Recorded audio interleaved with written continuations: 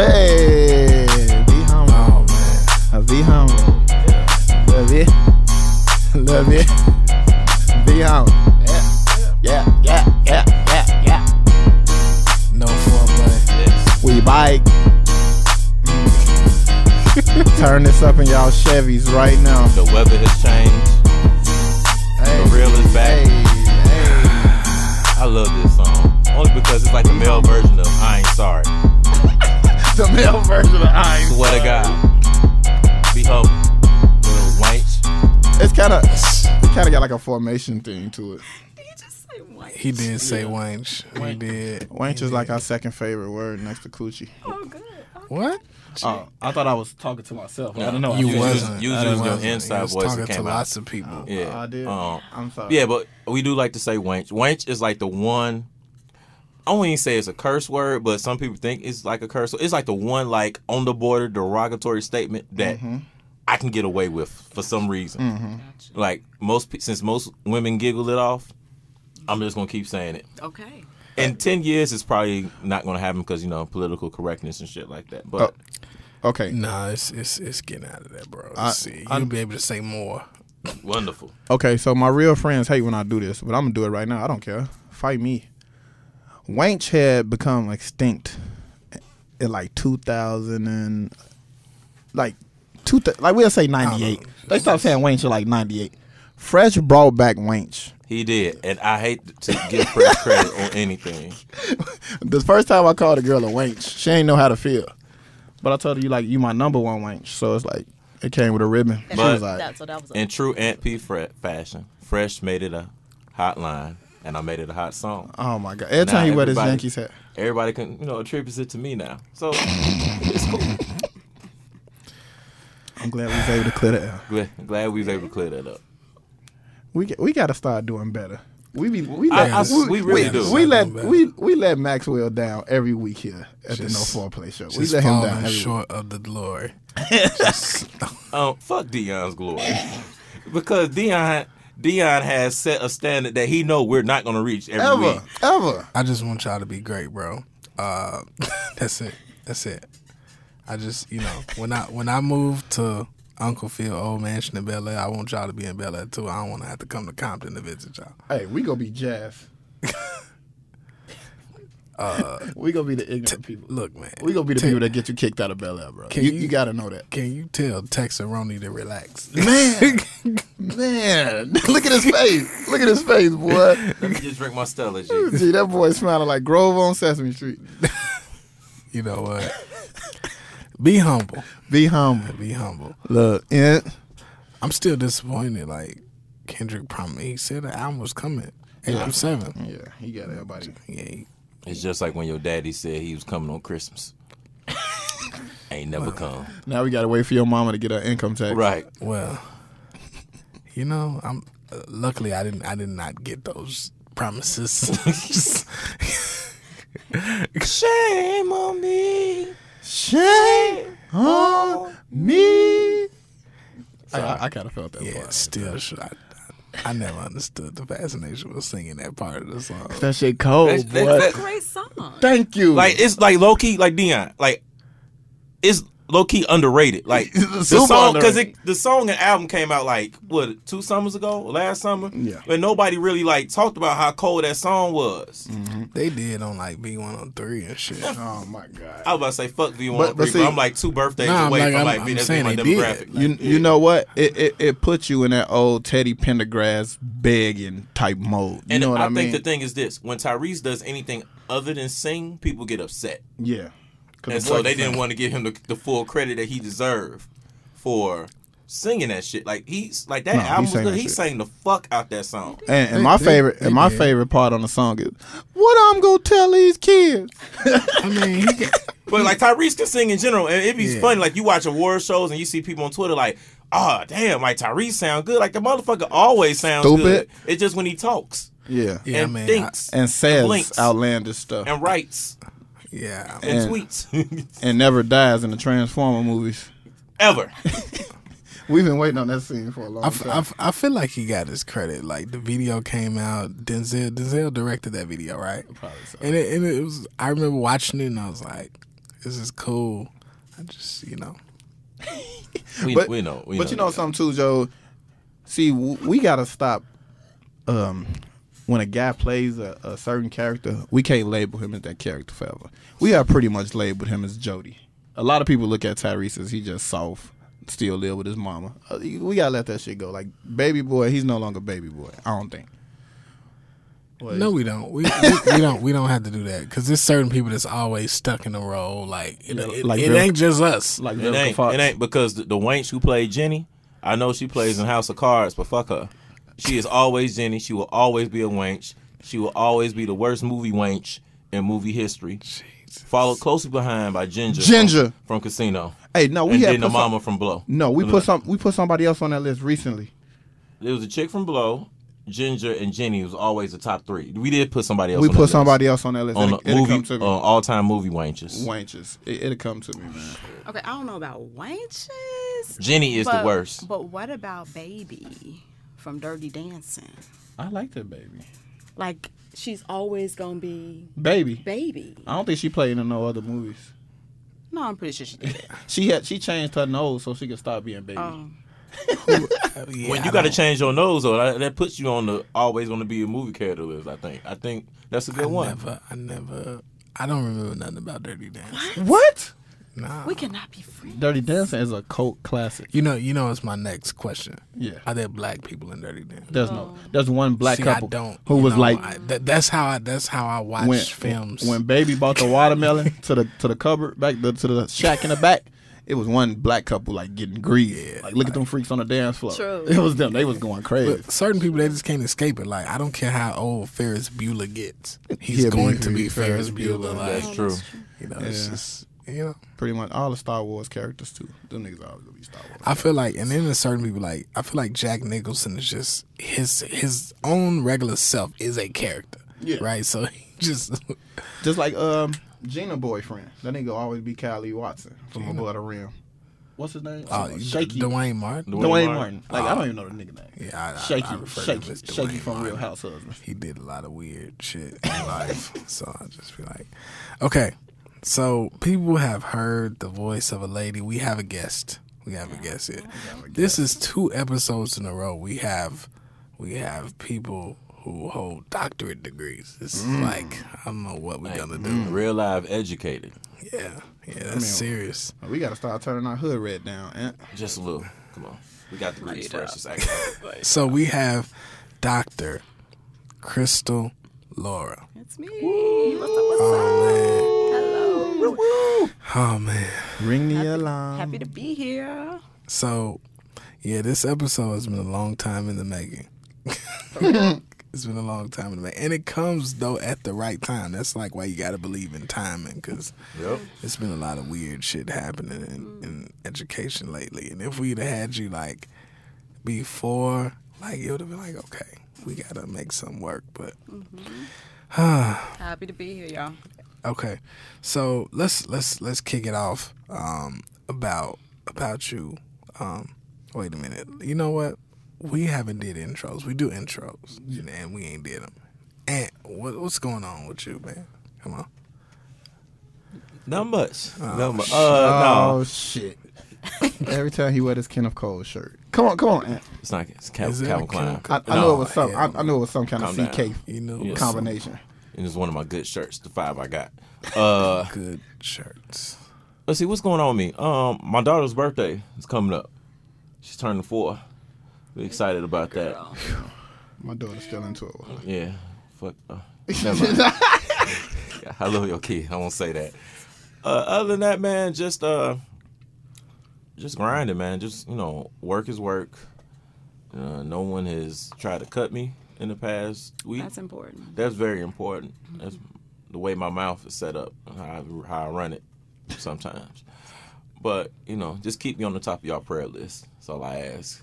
Summer is coming. Yeah, we'll pray that he keeps you near the cross, my brother. Keep me near the cross. I always feel like intros are so coded language. Yeah. Like, I'd be like... You got to read between the lines. I can't wait till the day he speak freely. Like he used to do at the student center. We want student center P back.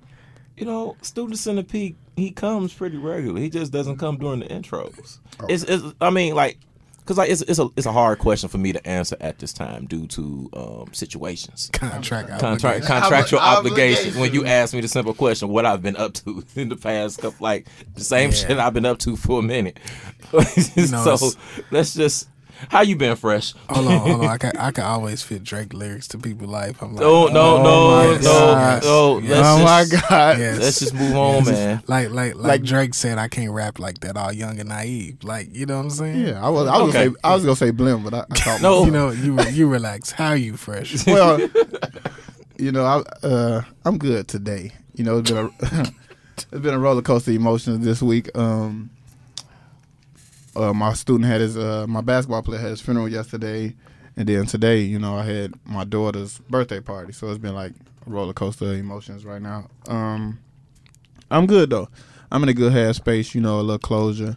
I got to saw some of my former students. You know, tell them I love them. If they need anything, you know, reach out to me. I just checked in for my flight tomorrow to Vegas. Oh shit. Let me call the authorities now. Nevada Fresh will be in the building tomorrow night. You know what I mean? I got my God Forgives and I Don't haircut. I got an extra castor oil for the beard. You know, I'm feeling myself. I ain't getting Vegas shape, but I'm good with my love pillow. I'm going to just have my jacket open like Khaled. You know what I mean? I'm going to still let the navel show. I was going to say, the people that get away with it, just do you, bro. No, you know, I got the top 2 abs. Then it's bogus after that. If you want to walk the strip shirtless, just do it. Yeah, you know, I could do that with. I got some like sunglasses now. I got my going out shades. I'm probably gonna keep a pint of JMO on me the whole time in Vegas. You know, so I'm really excited about that, man. You know, spring break, and if anybody knows, spring break fresh is the greatest. Second to summer vacation fresh. The great equals worse. And P really hates spring break fresh. I hate, like, you know, an idle mind is the devil's workshop. And that's why I'm going to Vegas. When Fresh has free time on his hands, like, I wake up rolling my eyes because it's already something in my inbox waiting for me, like some dumb request. Oh, yeah. Oh, since we talking about inboxes and all that stuff, I like to just send out this PSA. That's how the PSA start. So, listen, ladies, I'm not trying to talk to you. I'm so confused. You know, yeah, I know. It's okay, Dion. I'm not trying to talk to you. I might flirt. But y'all ever think about this? When I see y'all in person, I really don't say nothing to y'all. like I had to tell this chick, like, no. You know, when I see you in real life, do we ever talk? And she like, you know what, you're right. I like, yeah, because don't take social media too far. You know what I'm saying? Just because I like a couple statuses, because you dropped some nuggets in one day. It ain't my fault you dropped 4 good statuses in one day. That don't mean I like you, okay? When I see you in real life, I say hi and bye. It's not even extended hugs. I might give you a fist bump. So I just had to throw that disclaimer out there, ladies. You know what I'm saying? This is why I don't do social media. Why not? It's so phony. No, it ain't so much just phony. Some people just take it too far. Like, some people just think it's more than what it really is. You know what I mean? I mean, they put the heart emoji on there because that means you just really like the status. That don't mean I love you. You know what I mean? Like, people think he hearted my status. Oh, good, you speaking from a privileged point of view, though, right? Yeah. So, because it's some niggas who mean it. Like, some people got a kid off social media likes. I think Fresh forgets that. Like, right. Like, it's some dudes, like, it's a lot of dudes, actually, who, like, they take this shit for real life. And mind you, that goes both ways. Yeah. People. Yeah. We know the women who would die for this shit.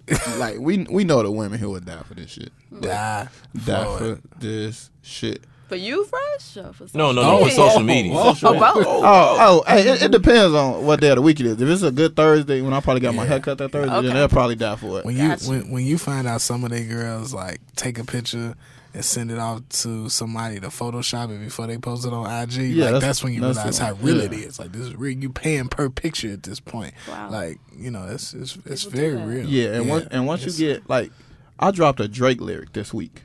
Like, stop running back to your ex. He's a waste man. He's a waste man.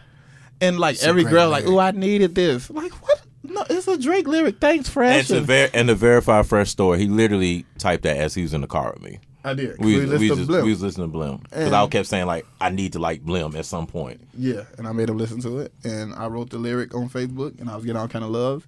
I got a couple inboxes. that I ignored. I'm playing. I never ignore inboxes.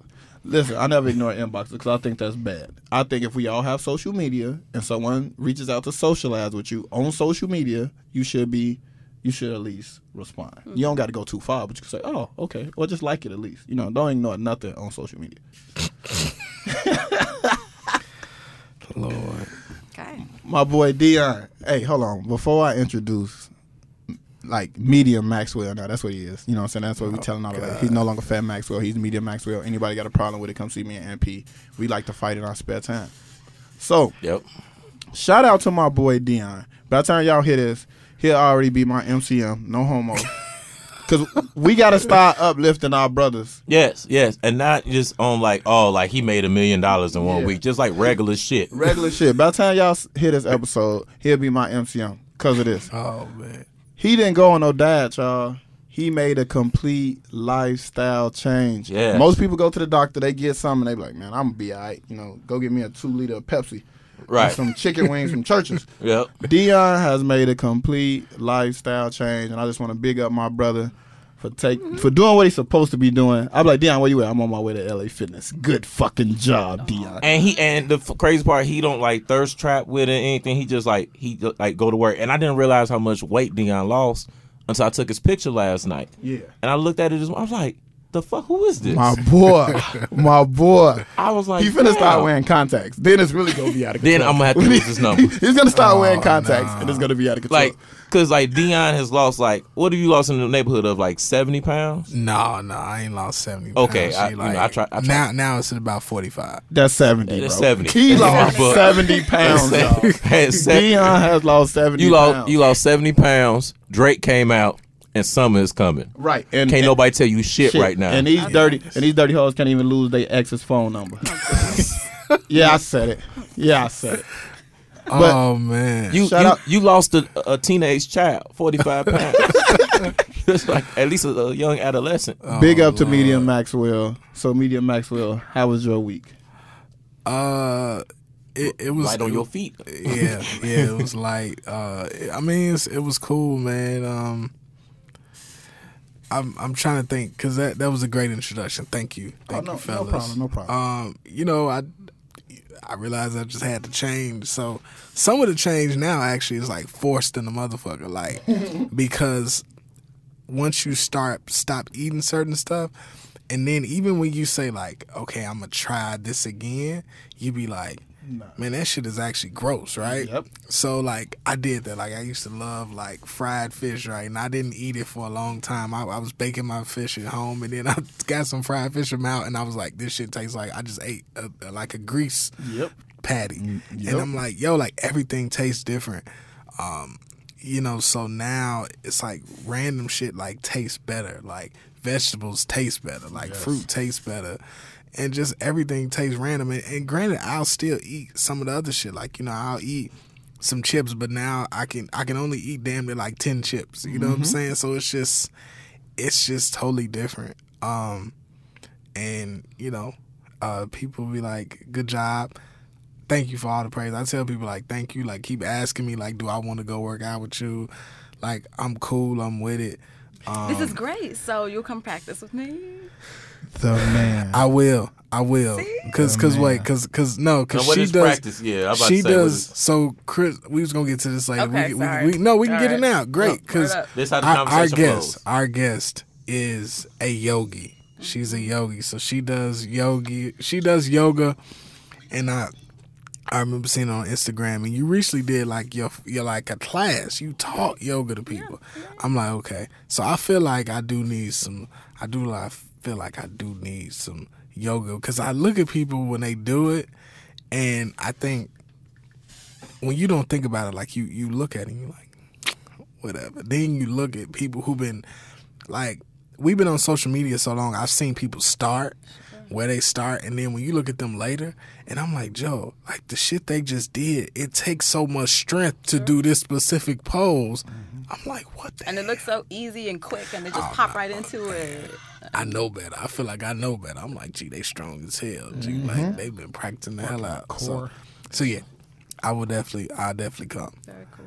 But yeah, man. So that's been like a difference changer. So, I tell people, man, just trying to live a long time.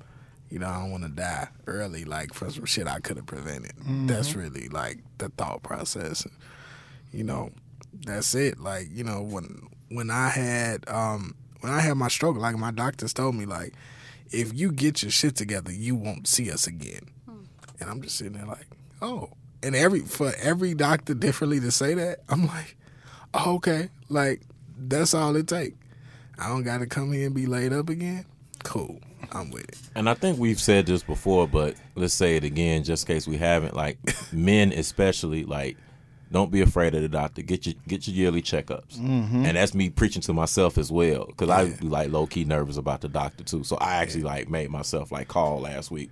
Got my yearly physical coming up this week on Tuesday. Especially all my real friends, because none of them niggas use condoms. Oh gosh. You know what? They definitely need to go get Real checked nice, up. real nice ceiling here. You know what? Let's transition. Let's transition. Please. But let me say one other thing. Man, like, insurance is a great thing to have. Oh hell right? yes. It's Oh, hell phenomenal. yes. And I think a lot of times we don't think about all the things that really come with our insurance and doctor's visits and shit. Like, I went all of last year. I don't think I went. I might have went to the doctor. Matter of fact, no. I'm gonna be frank. I didn't go to the doctor after I got my new job for the rest of the year, and I started in August. Right. And I didn't go. I was just like, okay, cool. Like, but when I tell you, like, people be like, oh, like, how do you lose weight or what do you eat? Man, if you don't go and call your doctor, call your health plan, and be like, I need to see a nutritionist and shit like that shit change you. You ain't got the battle plan off like somebody off Instagram. It's just like, I sell meal plans for $300 and don't do it. Like, just go. Use what you already paying for. But yeah, that's enough of that. I've been cool, man. Like I said, Kendrick disappointed me. But Mac Wilds is out. I gotta fuck with it. I gotta listen to it. Mac Wilds is out. He makes some real like sexy music. So I gotta listen to him. Anything that make me neck kiss a girl, I gotta listen to, bro. yeah, he had a song called "Don't Turn Me Down," and I felt like for like about a year straight, it was like the panty drop, but nobody knew. So when you played it, you was like, especially like for a girl that never heard it, it did something to it, change the whole demeanor. Right, I'm like, what is that again? Yeah, it's called "Don't Turn Me Down," okay. and it's like it go from like the song before it is about him chilling, kicking it, having a good night with a girl, and the next song is like they done went to his crib and he like don't turn me down, and that's what the song is about. I'm sorry, man. I'm sorry.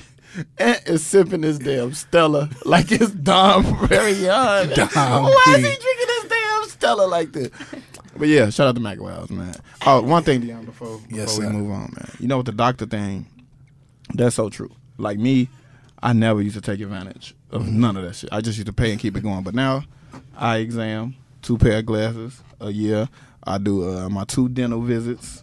I go get my every 6-month checkup with the doctor. Hey, man, I'm paying for all this, bro. I'm getting to that age now where if I go hoop on Saturday, I might not feel right till Thursday the next week. You know what I mean? I'm like, something wrong. So, I try to go to the doctor as much. And then, with the job I work at being a custodian at CPS, they had it where you had to go, get an assessment of your body and all that shit. So, yeah, I really use my benefits. Yeah, I mean, shit, like, this shit don't get better with age inside of you.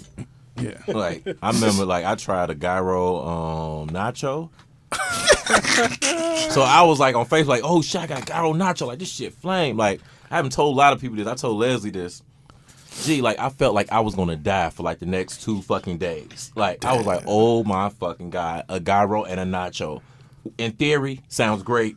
In reality, death. Yeah, I gave up all my Like, extracurricular gyro activity. Like I used to, Extracurricular. Yeah, gyro I used activity. I used to put gyro meat on like chicken sandwiches with cheese and all kind of shit like that. I mean, I'm not gonna sit here and act like I'm vegan or some shit, like, but Don't like, hate on the vegans. I have on one of my 5 good shirts. Hold on. vegan? Hold on. I'm not hating on First vegans. thing on my checklist I is see that it. I'm a vegan. I see. I'm not hating. Hold on. Back up. No, I've been drinking. I ain't gonna say. You know, You got something to say about vegans? I have, you know, outside of like how white people like, I have 2 black friends. Like I have two good friends who are vegans. So I have nothing against the vegans. You know, it just won't be me unless death is like the only other option. And then even then, you know, I've lived a good life. Oh. Hey, shout out to my boy Aaron Griffin. That's all I'm gonna say. Shout out to my boy Aaron Griffin and all the talks we've had on vegans. He has a vegan fiance. Shout out to the vegan fiance. Shout out to Aaron to Bradley and shout out to Tierra. Is Aaron a vegan? He's making his way that way because. Shout out to Aaron Bomb-ass vegan fiance. You know, he said it's a completely different experience. It is. It is. You know. Yeah, I recently tried non-dairy ice cream as well, so I'm willing to try anything. You know, I listen to a lot of Outkast, right? Yeah. And I remember Big Rube said on one of the Outkast CDs, he said, Nimrod by the time we 40 because we can't get off meat. And I was like, what is this nigga? I was like, I felt like he was giving me the keys. Yeah. I'm like, what is he talking about? Like, it's quite interesting. Just know you are what you eat.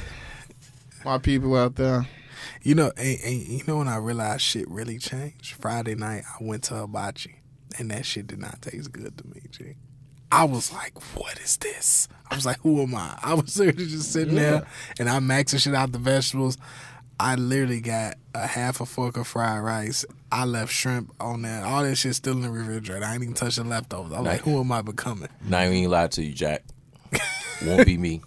Right. Hibachi me, please. If that's gonna cut down like the last like 5 years of my lifespan, You cool with that? man, you know, 75 to 80 won't gonna be shit no way, Joe.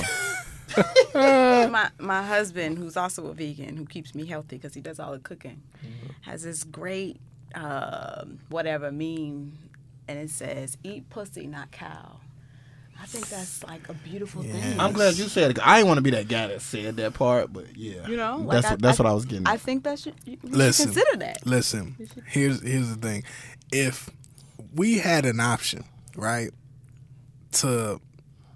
if we had access to pussy to eat as much as cow, we would definitely be consuming. then it would just be a lot. Especially as you get older, because we talked about this for like when we first got to college, like eating pussy was taboo. But like now, frowned upon. Real frowned upon. It's like you wouldn't talk about that amongst your guys, but now you know, like you see a woman you like now, like yeah, like I would eat the Wi-Fi. The Wi-Fi out of you. Wi-Fi out of her. Like I will get a straw. And Strong. suck the life. And when it get real good, you bite their thigh. Oh Lord! I'm sorry, I'm staring into a ceiling fan. Okay, look, we just said all that to say, like now, you know, it's celebrated amongst men to eat pussy. Just it's a weird, you know, past pussy, 15 years, eat pussy, live longer. The stigma has changed on it. Another motto from the Goodfellas of the No Foreplay Show. You know what? Right, I almost didn't come up. Let me stop. Yeah, we gotta thank Lil Wayne.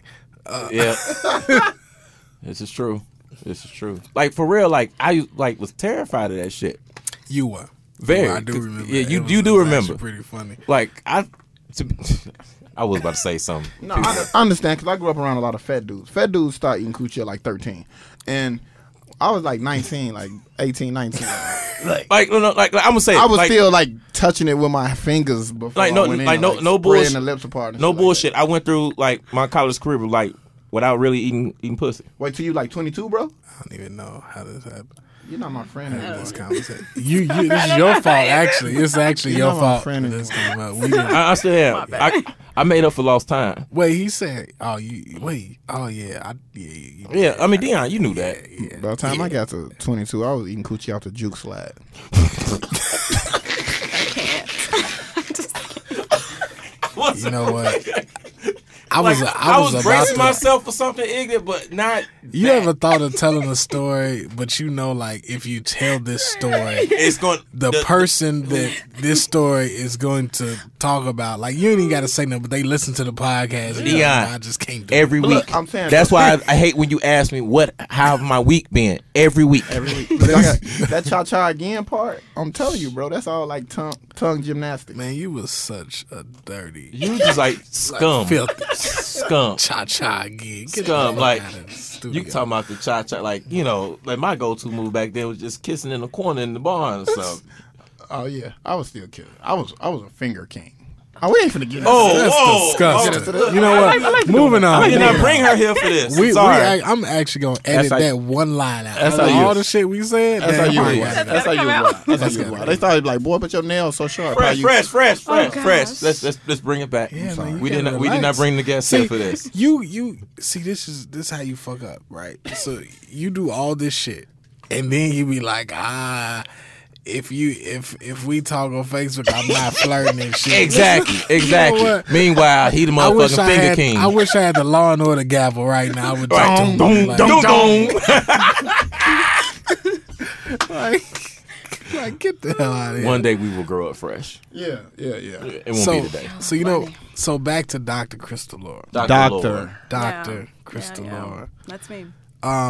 Crystal, let's talk about this. I you know what? I'm gonna pull up the name of the book because I'm gonna have you say it because you Yeah. got a good voice for the podcast. Word up. Can you give the people the title of your book? Yes. So I wrote a book called Being Bad, My Baby Brother in the School to Prison Pipeline. So Dr. Crystal Laura, I think you all were just talking to, I don't know. We was talking to like Talking vegan some- Crystal Yeah, vegan Laura. Crystal, Yeah, then we Yogi had, like, Crystal. Yogi Crystal. Yeah. South Suburbs Crystal. Okay, so Dr. Crystal Laura wrote this book. I'm a professor, a tenured professor at Chicago State University. I teach.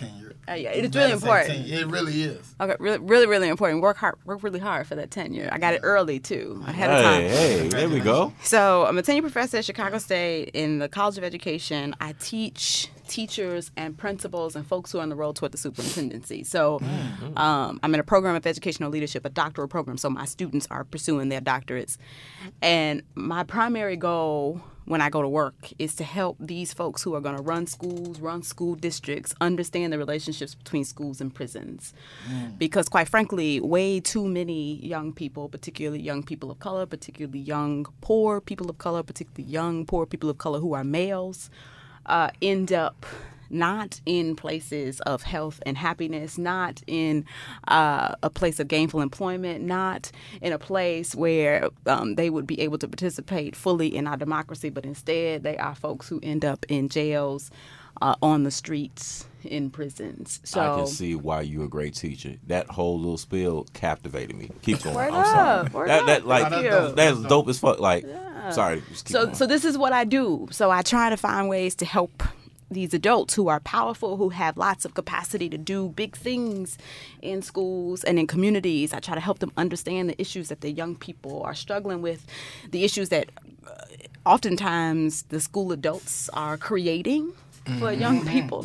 I try to help them see that and then kind of seek out the resources and leverage the capital to help things be otherwise. And that really is my kind of full-time labor. So when I'm not kicking it with really wonderful people like you, when I'm not on my vegan shit, when I'm not twisted in some kind of yoga position, that is my full-time labor. Nice. Nice. Man, that's great. Oh man. So, the book. I think the book, man. I think the climate surrounding education is in a very interesting place. And I feel like it has been for a while, but now the microscope is on. I was as like, interesting equal volatile. Yeah, Yeah. volatile. Yes. Yeah. So, I thank you for giving that. Yes, thank you, and for using volatile. That's correct. Because once Miss Betsy got her position, Goodness. it was first off, I was watching some of that like live, and I that was some of the weirdest shit I've ever seen.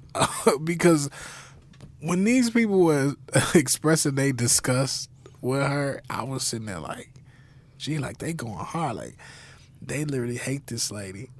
And then I'm looking at like they fired back and you know, the Republicans are like, she's undergone too much scrutiny. And I'm like, where's her resume?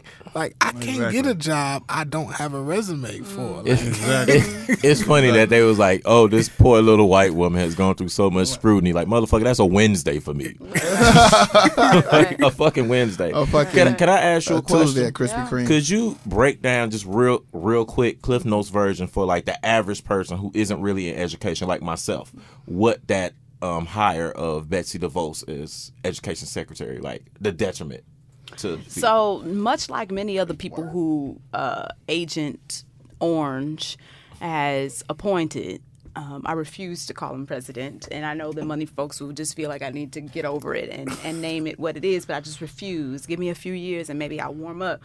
But much like all the other folks that this dude has appointed, as Dion was mentioning, the sister knows nothing, absolutely nothing about what young people need, about the kinds of supports that teachers need, about how administrators are really trying to develop collaborations and relationships to make sure that they create spaces that are healthy and happy for young people. She knows nothing about our world, about our field.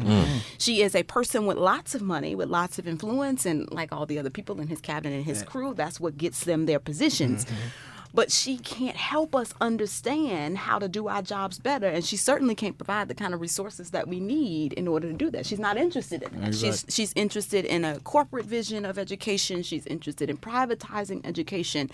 She's interested in ripping the public out of public education. So all the things that we're passionate about as normal, regular folk who are just trying to live our lives and raise our kids to be decent folk, she can't understand our everyday predicament. And so it riles us up as educators and as parents. It frustrates us, and it also feels like, you know, we can't win, right? Yeah. Over and over again, we can't win. So there's no way that one of my buddies, Betsy DeVos, called her poison. So anyway, there's no way that this woman can really elevate education and really understand the issues that are impacting us in a meaningful way. So basically, folks who are in our field are just kind of holding our breaths. We're just trying to wait and hope that the impact is not too treacherous and that we can just wait her out until the next person comes in. And that's, I think, in a nutshell, I think that's perfect. The primary issue. Yeah, I think that's perfect. She doesn't know our stuff. So it's like, it's a crazy thing to imagine putting such power in somebody who can't even at our own confirmation speak about education in an intelligible way. I feel like that should be the one untouchable. Like, education should always be lifted up in a higher regard than everything else. You know what I mean? But yet and still, here we are with this lady. I feel like everybody just did a scratch off. You know what I mean? Like, the scratch off card was called Trump. You know what I mean? At the top it said presidency. If he wins the presidency, we get anything we scratched off. Really? And that's what really happened. Like, it was a gamble, and it paid off. Because I don't think no one actually thought he had a chance. But, hey, I'll throw a couple millions just in case he do get it. And that's what happened. He got it, and now it's like, oh, shit, I hit the jackpot. Now you owe me this. And I feel like that's how everyone is getting appointed. Like, hey, we just did one big scratch-off ticket, and that's how we winning right now. It's true. You know, I think one of the things that's hard for me to process is that he has essentially put in place another way for like the rich to really like cannibalize everybody else. Yes. And they already had countless ways. Like, they already had countless ways. And now you like, okay, you just put a random businessman, quote unquote, reality star in the White House. So now it's like, okay, so now we could just pinpoint other people who are successful in business and people who, like Crystal said, they can't identify with any of the regular experience, because you look at most of their life and they never had to worry about anything. Mm-hmm. So when I see this, I'm like, yo, like this is just one of the biggest fuck ups like we could have ever did. And I always look at it like somehow, you know, the greatest trick that he pulled is convincing all these people that he gave a fuck. And now they think all these people associated with him like care as well. And you like, this lady done gave 200 million to the Republicans since such and such year. And these people are like, yeah. And I'm sitting there like, no, she's giving more money. Like Paid she's to giving play. literally a sports franchise away to the Republicans. We used to have to research how we were getting fucked over.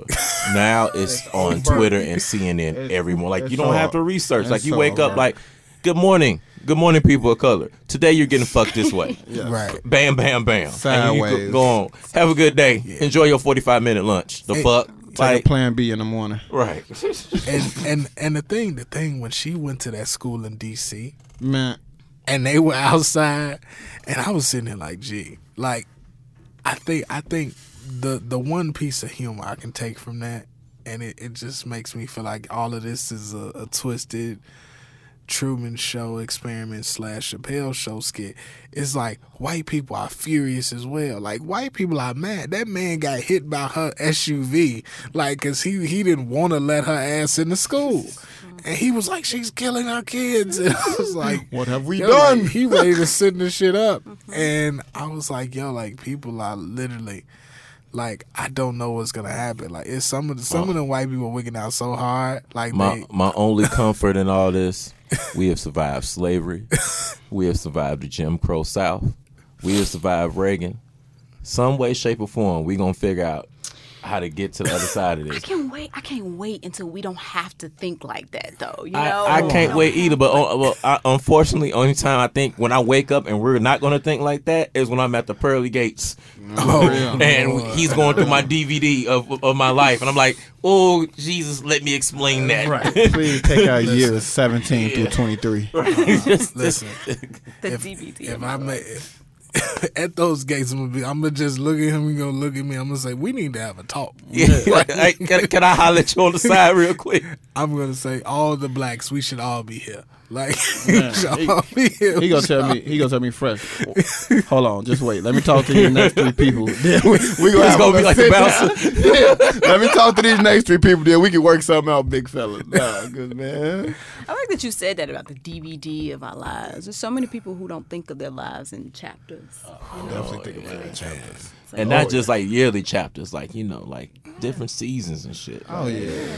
Oh yeah. Like he just has to like let my college years like kind of just let go and let God, so to speak. If God can do that, They wasn't that bad. yeah. It wasn't the worst, but you know. No, it was. I seen a picture of you with two women holding you in the air, MP. Hold on, not too much on the twins. I asked them to do that. Not too much on the MP, twins. you I love the took a twins. picture being held up by two women. No, and these Schneider- were twins. These These were were- like the best twins out. There's These still are- two women. What's wrong with that? Yeah, I think Crystal knows the twins. They have hearts of gold, bro. All I'm saying is Who are the two? that picture maybe symbolized we'll talk about that his whole college career. No, it did. It did. Bonita and Bernetta. Yes. I Right. love the twins. I'm not saying the twins are bad people, but for They're great MP to actually say, "Look, I want to be held up in the middle of this It didn't motherfucking happen hallway," like and take a that. picture. He let it happen. He let it happen. You I know- saw the picture, and he had that crooked smile on. Jesus Christ. You just Twins, if you listen to this podcast, just we love ignore you. it. We love Yeah. you. You already know the love. I don't know you, and I love. love you for holding my brother in the air like that. You know what? Anywho, I want to backtrack because you touched on something. I think a lot of people hear it, but I don't know how they feel about it. And you know, like MP said, I think sometimes people may not know. Can you just tell people, and I'm sure you can explain it in the best way, the school to prison pipeline? Sure. Like, yeah, just let us know. Yeah. So the school to prison pipeline is a thing. I should start off by saying that. Many people feel like it's like something that makes us feel good about saying something that sounds smart, but like it's actually a thing. I like to tell people that it's a metaphor to describe a very real experience. So basically, it's this idea that certain populations of young people get help, get nurtured, get nudged, get supported from schools to the streets, to jails, to prisons. In other words, it's a metaphor to wrap our minds around the possibility that that some folks are deemed disposable. Like, it's just what it is. Some people just don't matter. And so those folks who are disposable get lots of support moving to punitive institutionalization, so spending their lives in jails and prisons. And lots of people and activists especially describe this thing in different ways. Some people say schoolhouse to jailhouse track. Some people say cradle to prison pipeline. Some people say school-prison nexus. Lots of different ways to describe it. But ultimately, people are trying to understand, what does that mean and what can people do about it? And so my university labor, my kind of activist labor is all organized around trying to name that, trying to help people get comfortable saying it, trying to help people see it, so that if you see a young person who is struggling with it, who has somehow gotten entangled in this school to prison pipeline, that you feel comfortable asserting yourself as somebody who can help out. And so those three other derivatives, I like to think about them as derivatives. Those three derivatives of school to prison pipeline, schoolhouse, jailhouse, track, cradle to prison pipeline, school prison, like all of those things, it's like not really a semantic difference. Actually, those are trying to name three different kind of phenomena. And what I like to tell people is, when you know what you're naming, you can figure out how to get help. So it's not just about knowing the language, it's about naming it so you can say, I consider my space, or the space where I have the best power, the most power, in schools. You say you're a custodian for CPS, right? Yes. So, you're a school-based person, which means that your space of occupancy, the place where you have the most power, is in the school building.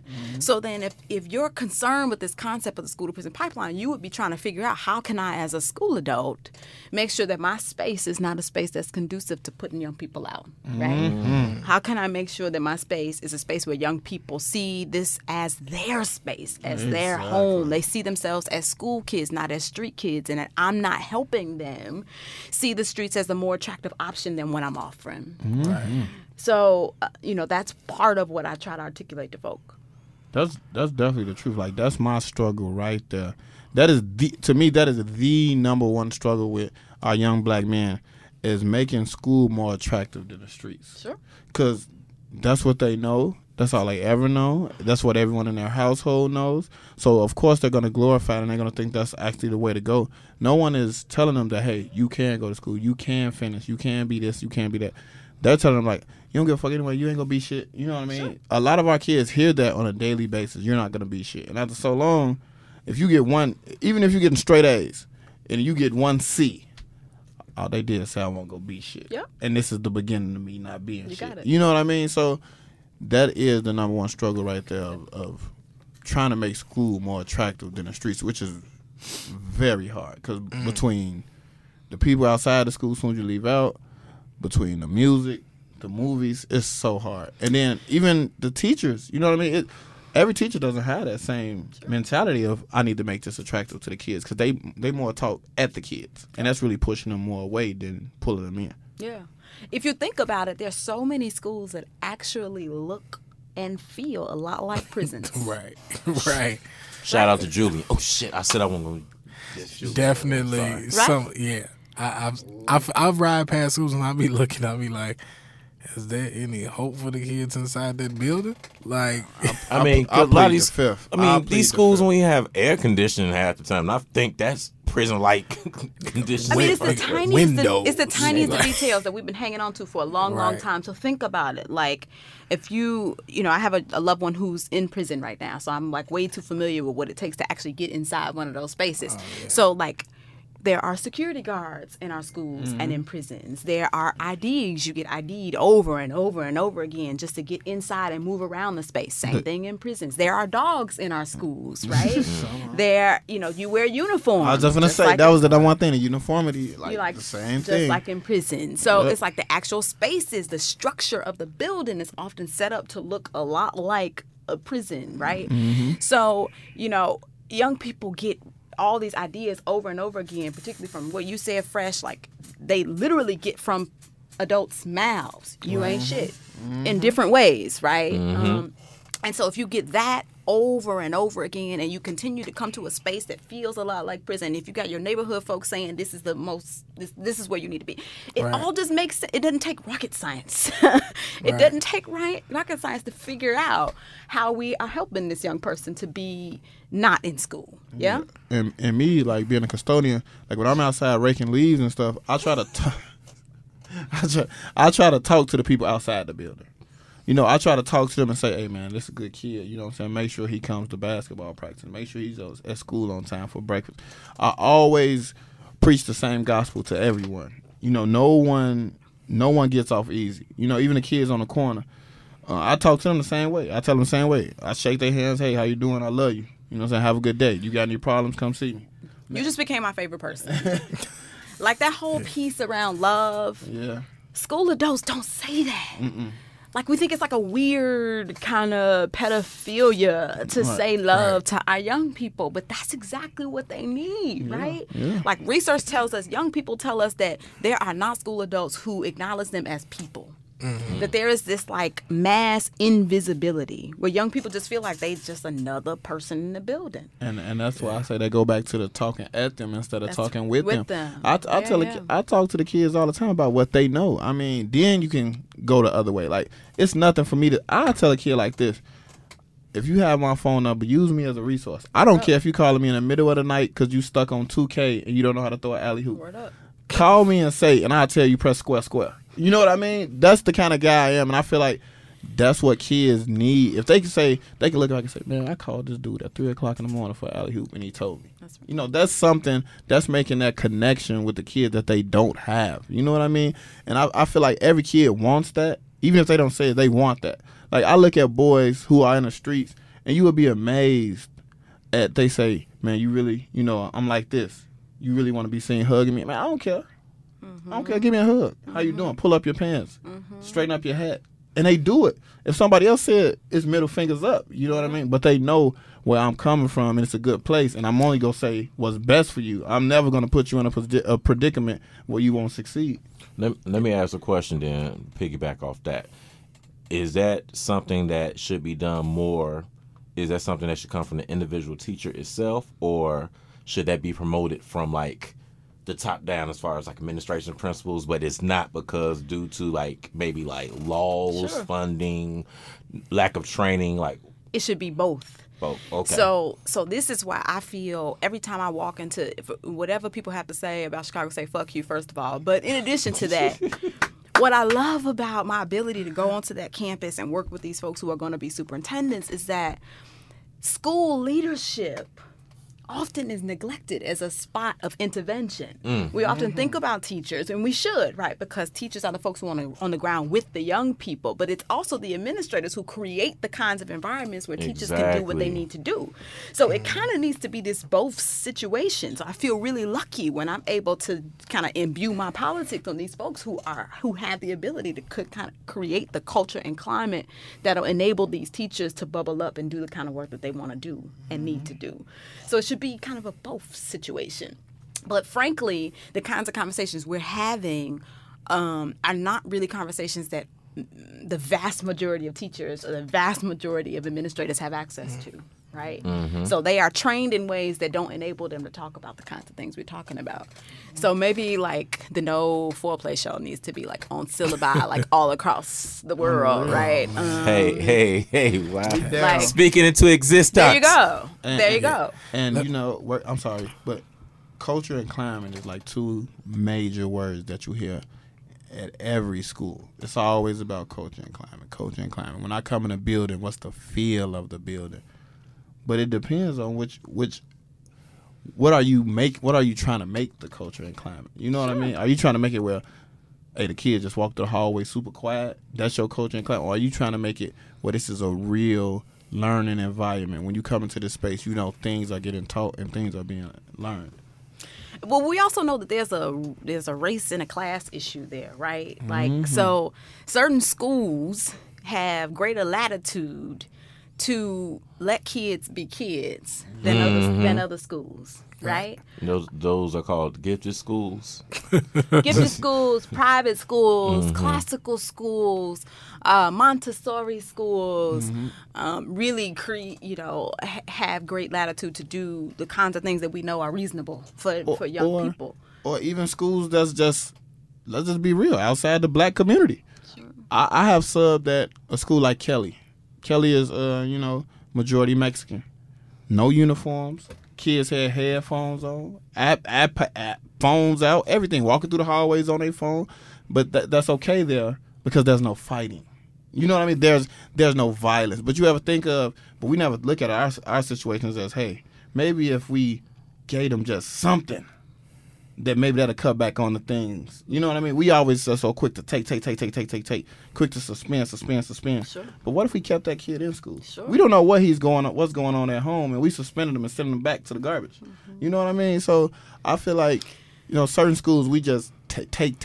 We so quick to take instead of just working out some stuff. I could talk all day long about. I can see her. Once you said that, you was like, I'm ready. Yeah. I could talk all day long, so I won't, about all the different ways that we get creative as school adults about the ways in which we can get young people out of our space if they're like aggravating us. Yeah. We are so creative, right? Yeah. We like. So detentions and suspensions, those are like age-old kinds of things, right? Detentions, suspensions, expulsions, we push young people out. We also fine young people. There is a network of charter schools that makes $250,000 annually on student discipline fines, right? And then paying first of all, these charter schools are located in low-income communities, but paying those fines is connected to retention.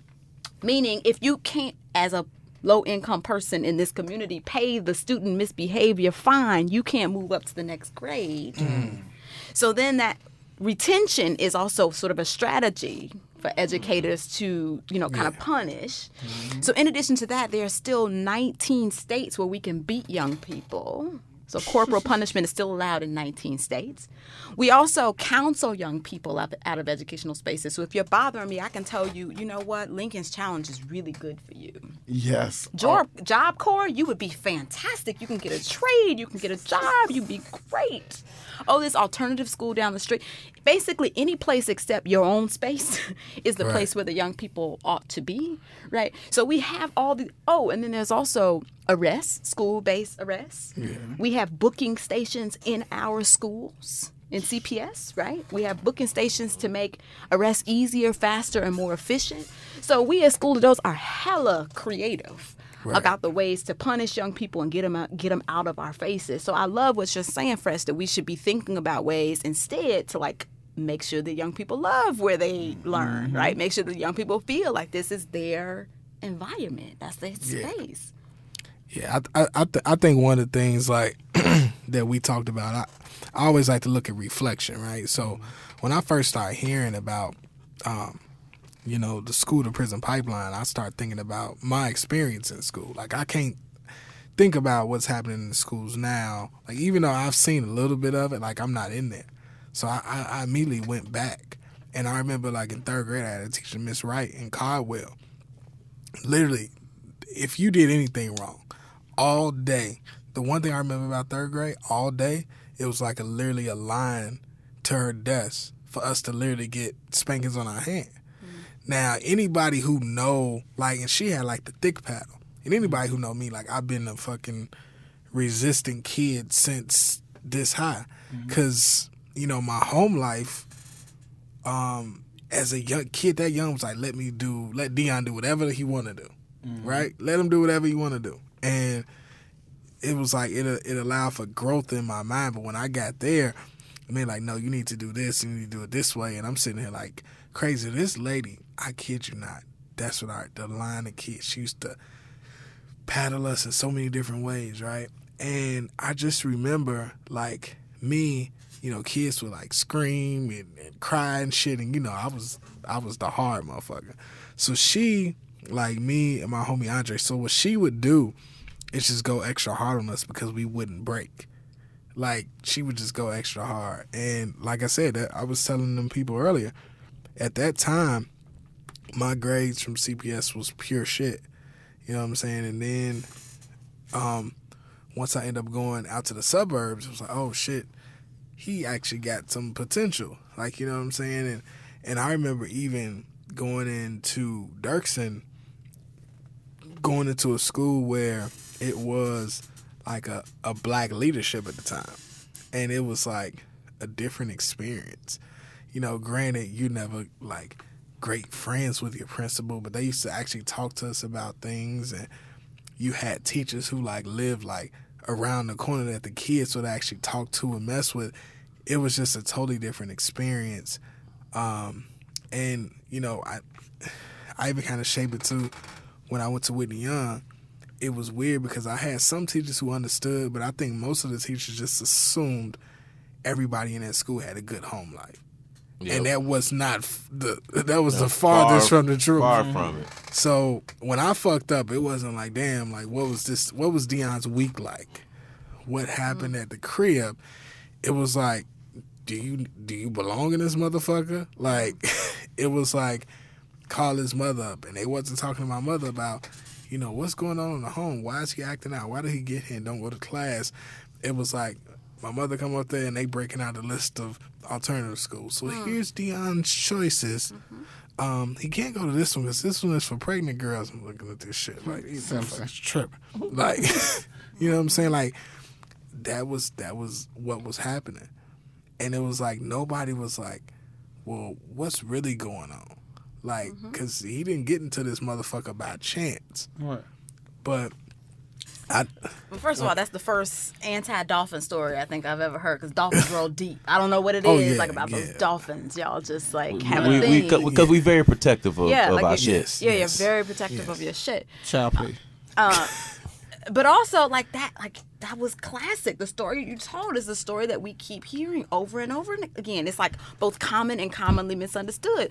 Folks need to be in a place, educators especially, to say what's really going on. It's the simplest question. Right. But people don't ask that question. They don't ask that to adults. Like, in general, like, adults don't ask each other. Like, somebody having a spaz out on you at work, like, instead of you like, oh, they just hate me, like, you know, like, nobody sits back and like, what's the story? Like what's going on? Everything cool at the crib? Right. Like, you know, like, but like, we don't ask that, one, because we're raised like to not be nosy, especially black people. Like, you know, it's usually like what happens in your home stays in your home. Right. And two, like, nobody just like really wants to take that, just like, you know, critical thinking sometimes literally takes just one extra step.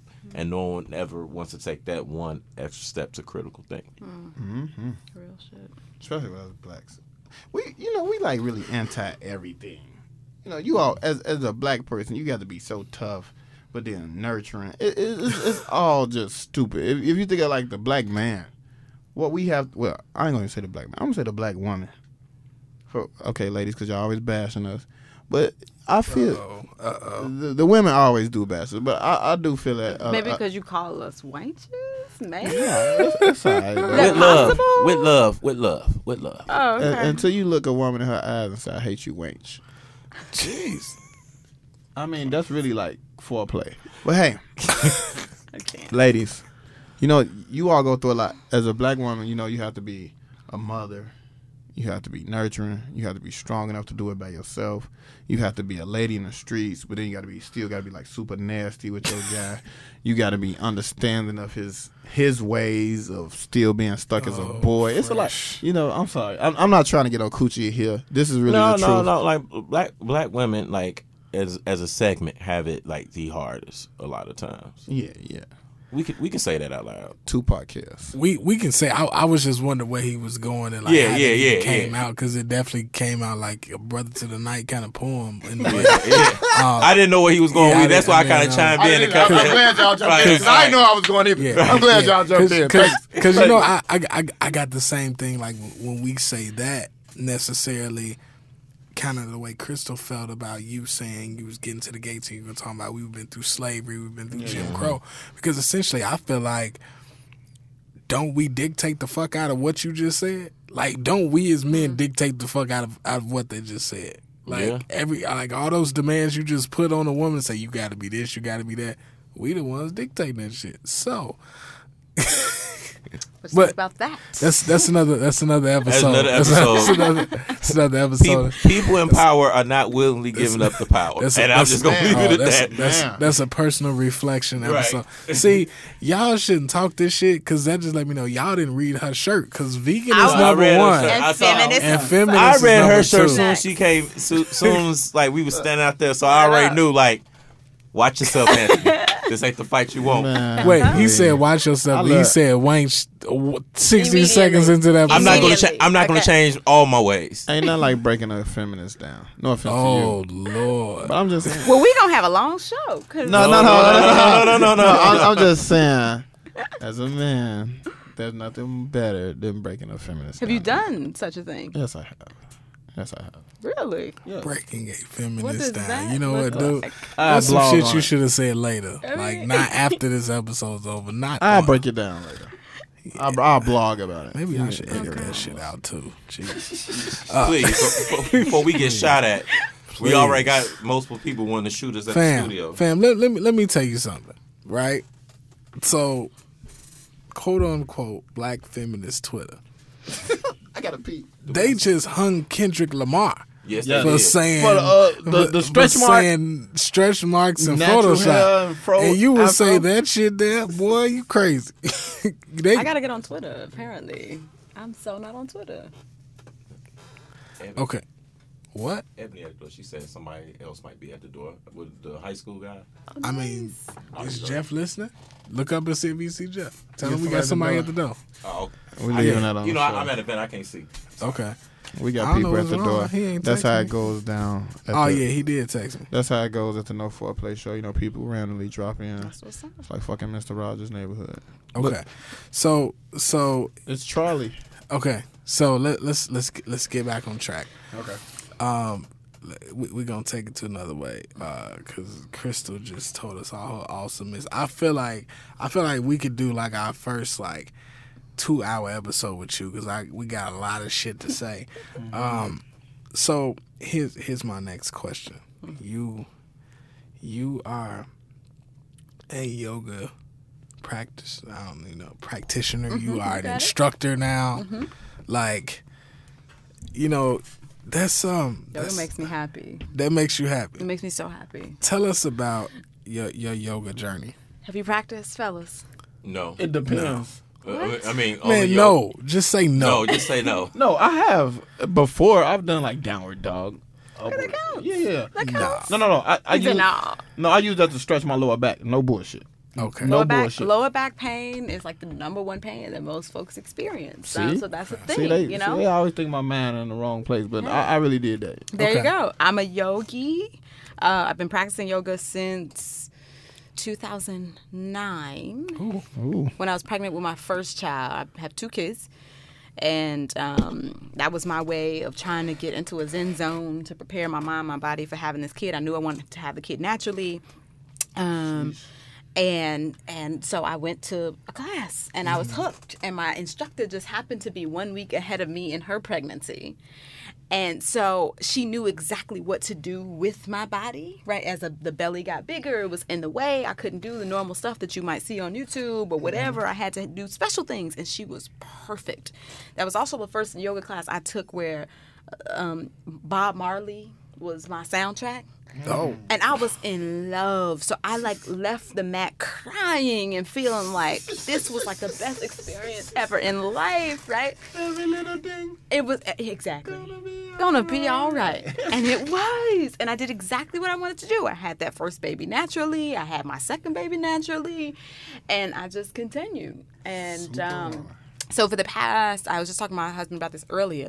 For the past year, I've been practicing every day.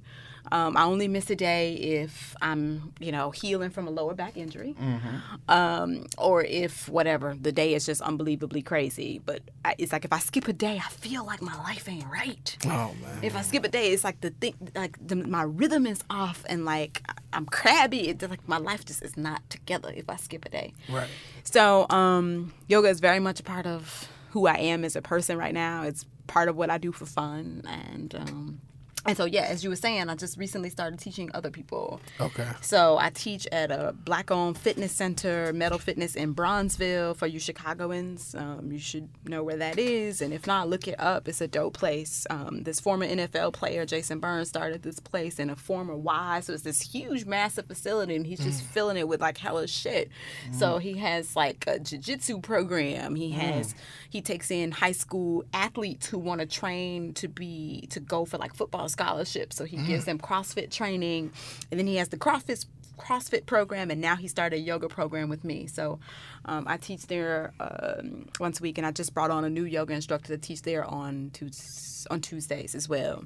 So I teach there. I'll start next week. I'll be teaching at Core Power Yoga in South Loop. Come through. And then I also do, like, pop-up yoga sessions with this group, this collective called Yoga for Black Lives. So there's this group of yoga teachers, a small group of yoga teachers, Chicago-based folks who wanted to figure out how to use our yoga in a way that could affirm Black people and could bring attention to activist-based organizations who are trying to do stuff to show love to Black folk.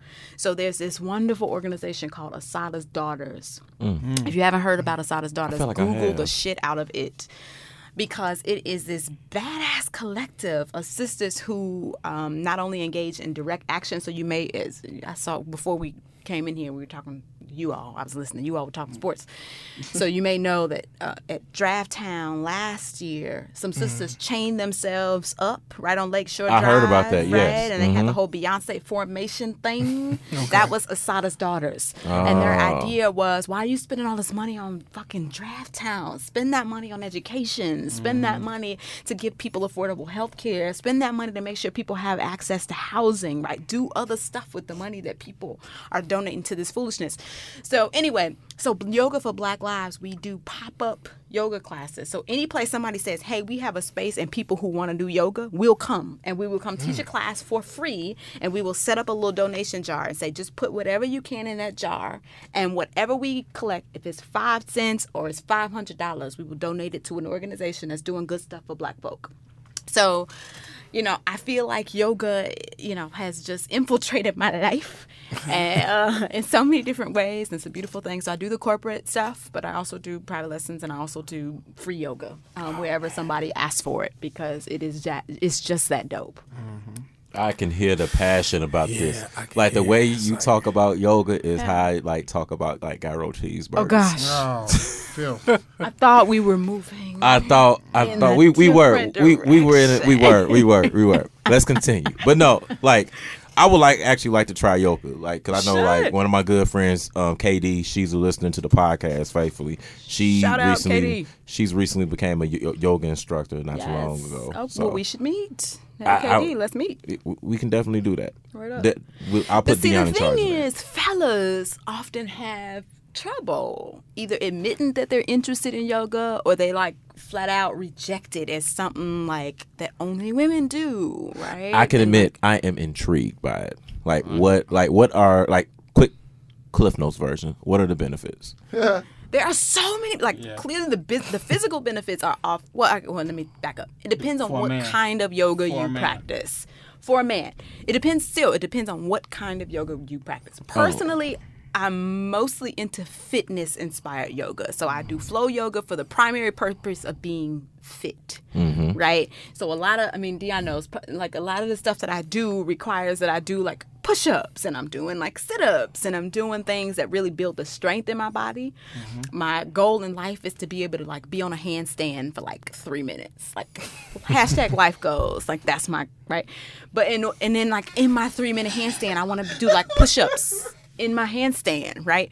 So anyway, so there are physical benefits, there are mental benefits, there are days when I have just a fucked up day, as we all do. I just posted about that not that long ago. I just have we all do fucked up day, and you can get on the mat and put on some great music and like let the body do what it wants to do, and I swear, y'all, something just happens. Something happens, and you like walk off the mat feeling like you had like 3 Stellas. You know what I mean? Like you just like instead of the 2 I just had. Exactly. No, I can't stunt. when you do yoga or whatever, when you're done, it just your body just feels different. It's like different, it's like you lighter. floating. Yeah. Is there a particular music you have to do yoga to? You should do yoga to what you love. So no. See, that's crime mob. So that was a stigma I had. Like I had that's part of the problem. People think you have to in order to get into yoga. I literally People thought think that you have to listen to like bells chiming or something. I thought the crunkest you can get was like Anita Baker with yoga. Oh, man. No, as long as you can breathe. Come to one of my classes. The number one thing is breathing. You know what? Breathe, it don't matter what you listen to. I'm going to come to one of your classes. I come too. I feel like yoga help. Like if you want to run around like Shaolin, fantastic. Like, yoga will help. Now I can say one thing. Like by me lifting weights and doing that thing, one thing that it's a hard area to me to get to, but yoga help with that is like your hips. Like as a man, like how to stretch out your hip flexors and stuff like that. I feel like yoga really helped with that. Absolutely. So at the first gym that I talked about, Metal Fitness, it's a CrossFit gym. Mm-hmm. So I get some other folks who just come in who are not affiliated with the gym, but the most of my students are CrossFitters. So they are people who have shoulder issues. They've been like lifting heavy. They've been doing all kinds of stuff. They have shoulder issues. They have hip issues, and so being able to stretch that out so that you can go back to your workout the next day or the day after and you're still like in tip-top shape is huge. So there are certainly physical benefits in terms of strength and flexibility and mobility. There are also mental benefits. I've met a lot of really wonderful, dope people through the yoga community. So there are social benefits. I mean, I just feel like the world would be a better place if people knew about the school to prison pipeline, if people did fucking yoga. Like it would be a better place. I feel like yogis are like the new hippies. Like they like this, they just this cool like group. Like you don't really meet angry people who do yoga. Like I swear you don't. Like on a regular basis, everybody be like, yeah, like everybody's like cool and like passionate about it. I'm like, Yeah. So yeah, we going. There's this like cool event coming up, and I don't work for fucking Wanderlust, but they should pay me. So there's an event called Wanderlust that I just learned about, and it is like the hippie festival for yogis, and it's coming up next month. I'll be there. I'm gonna take hella pictures. It's gonna be exciting. So they start with a stretch, and then they do a 5K run, and then they have all these yoga classes. So they have acro yoga. So if you're interested in doing like acrobatics, so this is like a festival? Yoga, it's a festival. But you got to run? And you got to run. Look at his face. He looking like... You can choose to run. I should say it that way. You can't just get a blanket and just sit and drink? You could do that. Okay. You could do that. See, that's what I be talking about with yoga, bro. I'm telling you, when you do yoga, bro, it just feel like you can bounce. I swear to God, I feel like every piece of your body that, you know how sometimes you got to wind your shoulder or crack your knuckles. You don't got to do none of that. It's just all free and just light. Yeah. We no foreplay, man. We will have a yoga day. Do it. Yes. We're gonna make it happen. Invite me, I'll come. And we're all gonna add. We're gonna come to your session. We're gonna add 32 more pumps to our missionary. You know what? I'm gonna be real. Fuck it, guys. I know y'all listening. We got questions. Yes, yoga helps with your missionary. We gonna be real today. You know, from the breathing. You know, your thought pattern. Because you know a lot of us think about the wrong shit. Like, it's too good, and you gone. It's gonna help you with all that thinking, brothers. I'm telling y'all, you're breathing. Because look, a lot of us forget to breathe. Face right now. A lot of us forget to breathe doing missionary. Nah, like not if you talk shit. Let's go, Ant. See, you know, I knew yoga was. You remember when Puff was doing yoga some years ago? That's why he was doing. And he was talking shit like this gonna get me to the tantric state. Yes, that's what I'm saying. No, that's because he was losing it. He had got Cassie and he was not keeping up. He was probably in shambles. At least he admitted he had a problem and he went for solutions. You say this the key to me getting tantric. A lot of us will be losing it and we'll just be looking the other way like shit sweet. Listen. I read something about Puffy the other day. They said he drove to a party in a Ferrari and he left that same party on a yacht. I'm not worried about losing anything at that point. If you want to go, you go. That was Quavo party. That was Quavo party. Sometimes your only competition is yourself, Dion. Man. That's the best way I can explain it. Between Puff and fucking Khaled Snapchat, bruh. Live life. Bruh. Live your fucking life. And a little bit of Adrian Broner, bruh. I mean, at the end of the day, man, if you can get at least 22 more strokes back from what you were. Can we end this episode? Yes. From yoga? That's all I want. Crystal. I just want 32 more strokes Crystal. while I'm looking at her ass. Thank you. Thank you strokes. so much Thank for you for coming. having me, y'all. Crystal, One leg up. thank you so times. much for coming. This has been an awesome podcast. Oh man, Awesome. is it educated, ratchet? Hold on. Well-rounded. This has been one of our most well-rounded this episodes. this episode is Well-rounded. The realness, right? you know what? Okay. Thank you, y'all. Crystal, I'm sure people gonna be looking for you after the episode. It just happens. So she's like, cool beans. So, I want you to give them the title of your book one time so they can look Title at of the book is Being Bad, My Baby Brother in the School to Prison Pipeline. Facebook, Instagram, Crystal Laura. Okay. There we go. Cool. So, Crystal, thank you again. Thank you so We much for appreciate having it. me, y'all. We're gonna have to have you back soon. I feel Yes. like I feel like something's gonna happen that's gonna make us say we need you here. Hey. About a middle of the Anytime. summer. Yeah. About a minute. You know what? If the Republicans keep talking shit about taking food out of the schools and making kids work for meals and shit, like, you know what? If Rom actually go forward with his plan. Oh, gosh. You know what? We didn't even get talk to that, about but that. you know that we're gonna talk about that. I do find it funny. One of the Republicans, he said, there's been no proof to show that feeding kids actually helps them succeed. Oh, gosh. And I was looking at this man like, Sometimes, and see, this is where we need the caucus of Negroes and have a leader of them, so we can have like someone come on TV like myself, You know- and say, "Shut your goof ass up." these are Stupid facts. ass. Listen, no foreplay. The gentleman of no foreplay. You know, and I guess we need like a coalition of people that we need to tell people anytime some shit happens, run it past us. Run it Please. past the real so we can tell Please. you.